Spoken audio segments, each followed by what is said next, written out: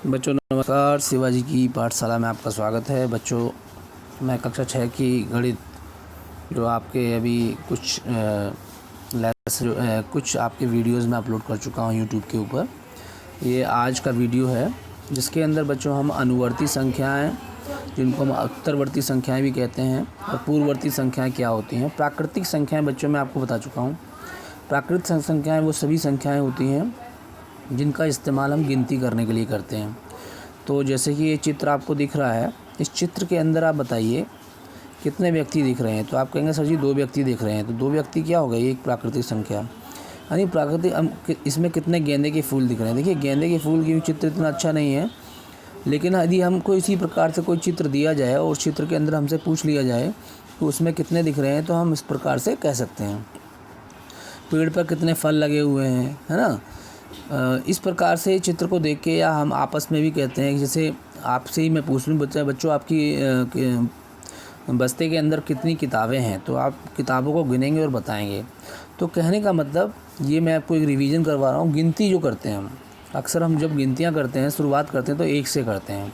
हम 0 से शुरुआत नहीं करते, हम 1 से करके और जितनी भी चीज़ें होती हैं उनकी शुरुआत करते हैं। मैं आपसे बोलूँ बच्चों, आप एक काम कीजिए, तारों को गिनिए। तो क्या आप तारों को गिन पाएंगे? नहीं, गिनना बड़ा मुश्किल है, क्योंकि उसमें अब गिनती क्या होती है। इसीलिए कह सकते हैं जो गिनतियाँ होती हैं वो 1 2 से शुरुआत तो होंगी बच्चों, लेकिन उनका कोई अंत नहीं है।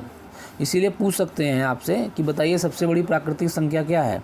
तो सबसे बड़ी प्राकृतिक संख्या हम ज्ञात ही नहीं कर सकते, क्योंकि वो आप लास्ट कितनी गिनतियाँ गिनेंगे। कोई ऐसा तो होता नहीं 100 तक गिनती हैं, 200 तक हैं, आप गिनते चले जाएंगे और अंत नहीं होगा उसका। ठीक है, इसीलिए इसकी कोई भी गिनती नहीं होती है। आगे देखिए, प्राकृतिक संख्याओं का संख्या रेखा पे प्रदर्शन, ये मैं आपको बताऊंगा किस प्रकार से करते हैं। संख्या रेखा पे प्रदर्शन करना इट्स वेरी इजी, मतलब हम आराम से कर सकते हैं। It's not a difficult job for us. देखिए किस प्रकार से किया गया, मैं आपको समझा देता हूँ। We can make it all large.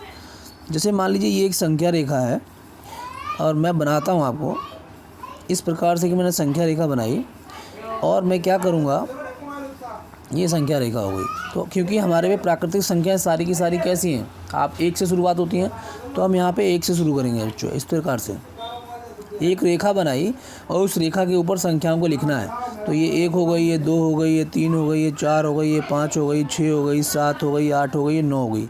और जब भी हम संख्या रेखा पर लिखते हैं तो हम हमेशा बाएँ से दाएँ की तरफ, यानी उल्टे हाथ से सीधे हाथ की तरफ जो है गिनतियों को लिखते हैं। ठीक है, इस प्रकार से हम 1 से प्रारंभ करते हुए जितनी भी हमें संख्याएं होंगी उनको संख्या रेखा के ऊपर निरूपित कर देते हैं। यानी संख्या रेखा का मतलब ही हो गया एक ऐसी रेखा जिसके ऊपर संख्या को निरूपित किया जा रहा है। ठीक है, आगे देखिए बच्चों। अब सबसे बड़ी बात जो आती है, जिसके लिए मैंने आज ये आपको बताया है, जो टॉपिक आज हमारा है, जो सबसे मेन टॉपिक है, कि मैं आज आपको समझाने जा रहा हूँ कि क्या होती है अनुवर्ती संख्या और क्या होती है पूर्ववर्ती संख्याएं। तो बहुत ही आसान टॉपिक है, बड़ी आसानी से समझना है। मैं आपसे बोलूँ कि बताइए 79 की अनुवर्ती संख्या क्या होगी। यहाँ पे जिस प्रकार से क्वेश्चन दिया है कि बताइए 79 की अनुवर्ती संख्या क्या होगी, तो आप कहेंगे सर जी अनुवर्ती होता क्या है, कैसे बताएं सर जी। देखिए अनु का मतलब होता है आगे की। देखिए आ फॉर अनु और आ फॉर आगे की संख्या, लेकिन आगे की कौन सी संख्या। इसी प्रकार से अनुवर्ती को हम उत्तरवर्ती भी कहते हैं बच्चों। क्या कहते हैं? उत्तरवर्ती संख्या भी इसको कहते हैं। ठीक है, this is also called the उत्तरवर्ती संख्या।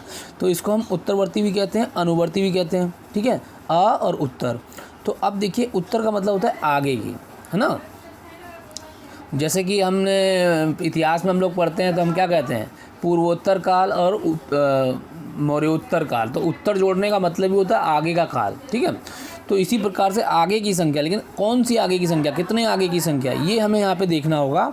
तो यदि हम पूछेंगे आगे की संख्या तो हमें कुछ नहीं करना है, हमको 1 जोड़ देना है। जो भी संख्या हमें दी जाएगी उसके अंदर 1 जोड़ देंगे तो हमें आगे की संख्या मिल जाएगी। ठीक है, तो देखिए यहाँ पे हम जोड़ते हैं।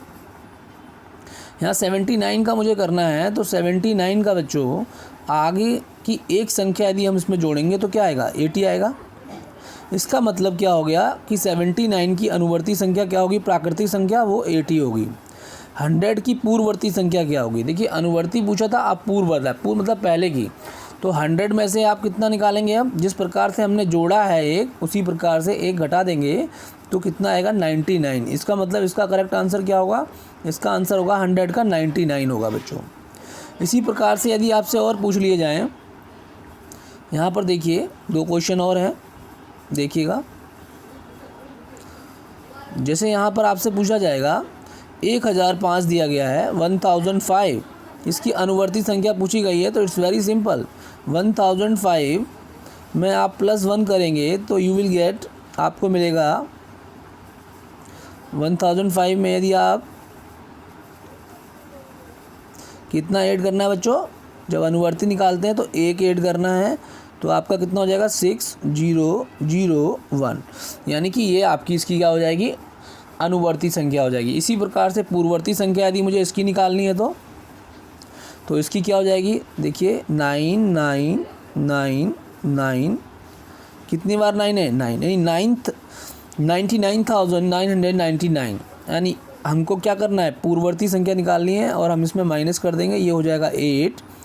यानी कि ये एक तरह से गिनतियां हैं। क्या है? पहले की गिनती यदि हम लिखेंगे तो वो हो जाएगी पूर्ववर्ती। मैं एक ही संख्या आपको दे रहा हूँ, उसकी दोनों लिखनी है। आपको क्या करनी है? आपको दोनों लिखनी है। जैसे एक संख्या मैं आपको देता हूँ, यहाँ पे मैंने कहा आपको बताइए बच्चों 10 की अनुवर्ती संख्या क्या होगी और पूर्ववर्ती संख्या क्या होगी? तो आप कहेंगे सर जी 10 की अनुवर्ती संख्या 11 होगी और पूर्ववर्ती संख्या 9 होगी। देखिए गिनती है 9, 10, 11, कितना आसान होता है। यदि मैं आपसे इसी क्वेश्चन को बड़ा कर दूं और मैं कहूँ बताइए बच्चों 101 की अनुवर्ती संख्या क्या होगी और पूर्ववर्ती संख्या क्या होगी? तो सर जी कहोगे सर जी 102 होगी और यहाँ पर 100 होगी। मैं पूछूं तो कैसे निकल रहा है? एक जोड़ दे रहे हैं तो अनुवर्ती और एक घटा दे रहे हैं संख्या में से, दी गई संख्या में से, तो क्या निकल जा रहा है? पूर्ववर्ती। ठीक है, तो अब देखिए आगे।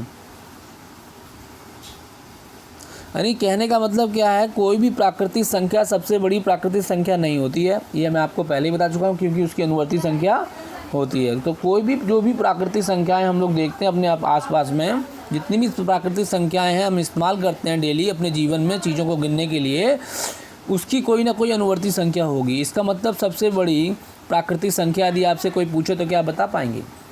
सबसे बड़ी प्राकृतिक संख्या ज्ञात करना संभव नहीं है। लेकिन सबसे छोटी प्राकृतिक संख्या क्या होती है? 1 होती है, ये आप बता सकते हैं। ठीक है, और क्या 1 की पूर्ववर्ती संख्या आप बता सकते हैं? 1 की पूर्ववर्ती संख्या बताइए। प्राकृतिक संख्या 1 की पूर्ववर्ती प्राकृतिक संख्या बता सकते हैं? तो नहीं बता सकते, क्योंकि सबसे छोटी प्राकृतिक संख्या 1 होती है, इसीलिए 1 की पूर्ववर्ती प्राकृतिक संख्या हम नहीं बता सकते। ठीक है, देखिए अब यहाँ पर एक क्वेश्चन आ रहा है। यहाँ पर एक 2 संख्याएं दी गई हैं। मैं आपको इसको थोड़ा और बड़ा कर देता हूँ विजुलाइज करने के लिए। देखिए बच्चों, यहाँ पर कहता है, यहाँ पे 2 संख्याएं आपस में बात कर रही हैं। यानी this number talking to this number, ये क्या कह रही है? मैं तुमसे बड़ी हूँ, ये कह रही है मैं बड़ी हूँ। दोनों में लड़ाई हो रही है बड़ी के लिए। तो अब कौन बड़ी है कौन छोटी है, इसको डिसाइड करेंगे हम लोग। ठीक है, तो यहाँ पे यदि इन दोनों में देखना है कि कौन बड़ी है कौन छोटी है, तो हम कैसे देखेंगे? सबसे पहले हम इकाई का अंक देखते हैं। क्या देखते हैं? इकाई का अंक। सबसे पहले हम लोग कौन सा अंक देते हैं? इकाई का अंक। देखिए इकाई का अंक ये है इसका 7 और इसका है 6। ठीक है, ये हमने देखा। लेकिन क्या इसको देखकर हमें ये पता लग जाएगा कि कौन सी संख्या बड़ी है कौन सी संख्या छोटी है? नहीं पता लगेगा, क्योंकि सबसे बड़ा अंक इसमें कौन सा है? सबसे बड़ा अंक देखिए बच्चों, यहाँ इसमें 9 है, इसमें 9 है, लेकिन क्या इससे पता लग जाएगा? इससे भी पता नहीं लगेगा।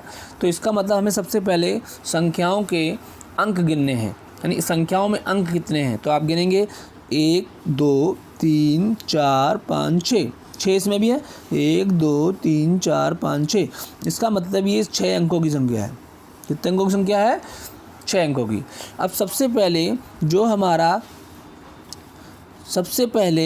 हमारा लास्ट का, यानी कि जो लेफ़्ट का अंक है, यानी कि आखिरी लेफ़्ट वाला और ये राइट वाला, ऐसे इसका लेफ़्ट वाला इसका राइट वाला ये होते हैं। तो हम सबसे पहले इन अंकों का करेंगे जो सबसे लेफ़्ट वाला होगा। यानी कि इकाई, दहाई, सैकड़ा, हज़ार, 10,000, लाख। तो ये हो गई 3,92,157। तो ये भी 3 लाख है। अब देखिए 3,92,000 ये भी है। तो पहले हम क्या करते हैं, सबसे पहले जो आखिरी की संख्या को इसको देखेंगे तो देखो 3 3 है, इसको देख के पता नहीं लग रहा, दोनों बराबर हैं। फिर 9 को देखेंगे, ये भी बराबर है। फिर उसके बाद 2 को देखेंगे, ये भी बराबर है। फिर उसके बाद 1 को देखेंगे, ये भी बराबर है। फिर उसके बाद हम 5 को देखेंगे तो 5 भी बराबर है।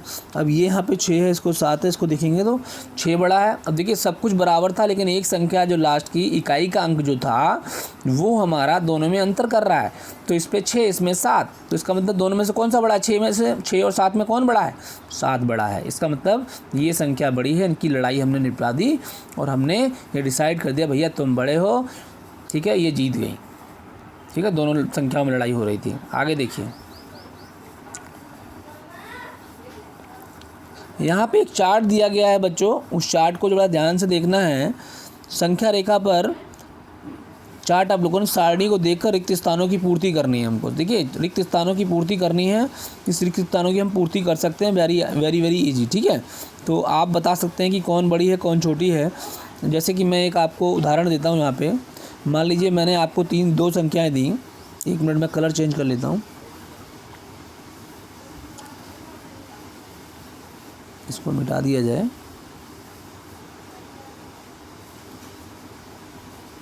हाँ देखिए, जैसे मान लीजिए 3 दिया गया, मैंने 1 2 संख्या दी और बीच में मैंने रिक्त स्थान दे दिया आपको। ठीक है, अब मैं कहता हूँ बताइए कौन सी बड़ी है, तो आप कहो सर जी 3 बड़ी है। तो इसे प्रदर्शित कैसे करेंगे? तो इसके लिए हम इस तरीके का निशान लगाते हैं।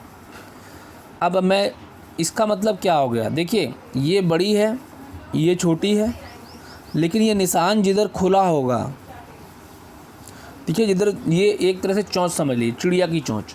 देखिए कैसे, मैं आपको अभी समझाता हूँ, जिंदगी में कभी नहीं भूलेंगे आप। ठीक है, ये चिड़िया की चोंच है। चिड़िया ऐसे होती है, आपने देखा है?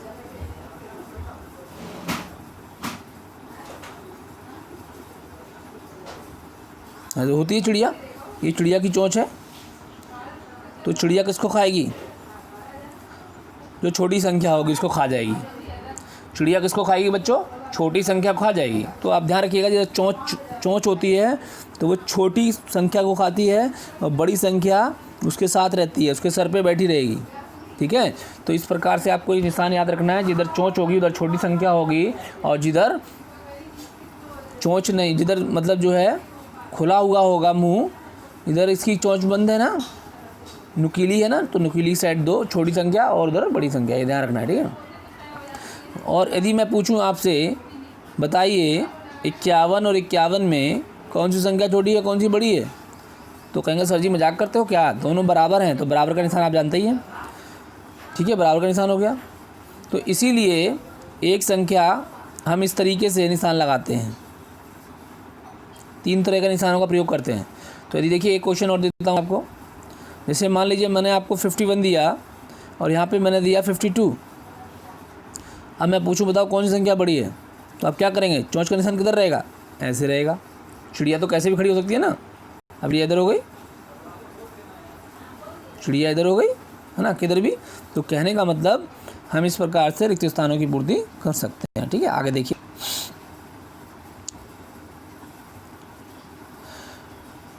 अब ये संख्या रेखा की बात कर रहा है, कह रहा संख्या रेखा पर प्रत्येक प्राकृतिक संख्या अपनी बाईं ओर की प्रत्येक प्राकृतिक संख्या से बड़ी होती है तथा अपनी दाईं ओर की प्रत्येक प्राकृतिक संख्या से छोटी होती है। तो देखिए कितना आसान बात कह रहा है, कुछ नहीं है इसमें। मैं आपको अभी 1 मिनट समझा देता हूँ। मैं एक संख्या रेखा बना देता हूँ, ये संख्या रेखा है। ठीक है, मैंने क्या किया, 1 2 3 4 5 संख्या लिखी।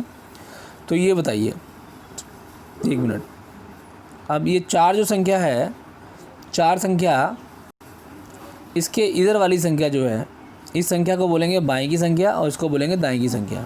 तो 4 जो अंक है वो अपनी दाएं वाली संख्या से छोटा है कि बड़ा है? तो कहेंगे हाँ जी दाएं वाली संख्या से बड़ा है, और दाईं वाली संख्या से छोटा है। दाईं संख्या कौन सा है? ये 5 है। तो दाईं वाली संख्या से छोटा है और बाईं वाली संख्या से बड़ा है। तो यही हम इसमें हमेशा ध्यान रखना है कि जो संख्या, एक संख्या को हम देखेंगे तो एक संख्या को जो उसकी बाएं की संख्या होगी वो छोटी होती है और दाएं की संख्या जो होती है, जैसे यहाँ पर दाएं की संख्या जो है वो हमेशा बड़ी होती है। यानी कि दाईं वाली संख्या से जो 4 है, दाईं वाली संख्या से जो 4 है वो क्या है, छोटा है, और बाईं वाली संख्या 3 से 4 क्या है, वो बड़ा है। ठीक है, इसका ध्यान रखना है आपको। आगे पूर्ववर्ती अनुवर्ती मैं आपको बता चुका हूँ, इस पर मैं आपको कुछ उदाहरण देता हूँ। ये किसी भी प्राकृतिक संख्या की अनुवर्ती प्राकृतिक संख्या नहीं होती है। ठीक है, बता दिया था मैंने आपको पहले ही।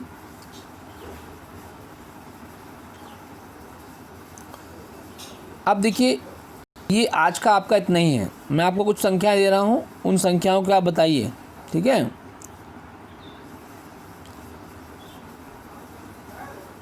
मैं आपको कुछ क्वेश्चन दे रहा हूँ, उन क्वेश्चन को करना आप। ये जैसे कि ये क्वेश्चन है, बताइए 13 की अनुवर्ती संख्या क्या होगी इसमें। सोचिएगा और कमेंट बॉक्स में लिख के बताइएगा। ठीक है, आगे देखिए 27 की पूर्ववर्ती संख्या क्या होगी इसमें, बताइए। 4 ऑप्शन दिए गए हैं, इसको कमेंट बॉक्स में बताइएगा आप। 6 की अनुवर्ती संख्या क्या होगी, प्राकृतिक संख्या कौन सी होगी। ठीक है, इसमें 4 ऑप्शन दिए गए हैं, बताइएगा। ठीक है, अगला क्वेश्चन 15 की पूर्ववर्ती संख्या क्या है, बताइएगा इसमें भी। ठीक है, 15 की पूर्ववर्ती संख्या क्या होगी, बताइएगा। ये क्वेश्चन भी है, इसमें सत्य और असत्य आपको छांटने हैं, बताना। ये भी आपको दे रहा हूँ मैं क्वेश्चन। एक सबसे छोटी प्राकृतिक संख्या सही है कि गलत है, बताइएगा आप। संख्या रेखा पर निरूपित किसी प्राकृतिक संख्या की दाहिनी ओर की प्राकृतिक संख्या उससे छोटी होती है। इसको छोटा कर लेते हैं थोड़ा, नहीं छोटा कर लेते हैं। देखिए छोटा कर लिया मैंने। तो ये आपको सत्य और असत बताने हैं। ठीक है, इसको कीजिएगा। ये कुछ क्वेश्चंस मैं आपको इसलिए दे रहा हूँ बच्चों, जिससे कि आपकी प्रैक्टिस हो जाए, और आपकी प्रैक्टिस हो जाएगी तो आप आसानी से इनको कर सकते हैं। अभ्यास 1B है पूरी। ठीक है, अभ्यास 1B है। इसका पहला क्वेश्चन आपको जो दे रखा है, इसमें एक खाली स्थान दे रखा है यहाँ पे, ये इसको भरना है। ठीक है, तो देखिए इसको किस प्रकार से भरना है। इसको मैं एक करके थोड़ा बड़ा कर देता हूँ। देखिए ये यहाँ पर क्या करना है, इसको भरना है यहाँ पे। बताइए क्या होगा, मैं करके दिखा दूँ। 4 5 6 7 8 है, तो 23 24 25 26 होगा। सीधी बात है, हो गया ख़त्म। ये आंसर होगा इसका 26। ठीक है, इसमें बताइए क्या होगा। 9 8, यहाँ से 5 6 7 8 9 31 32 33 34 35, तो 33 होगा। ठीक है, हो गया 33 आंसर। अभ्यास 1B है।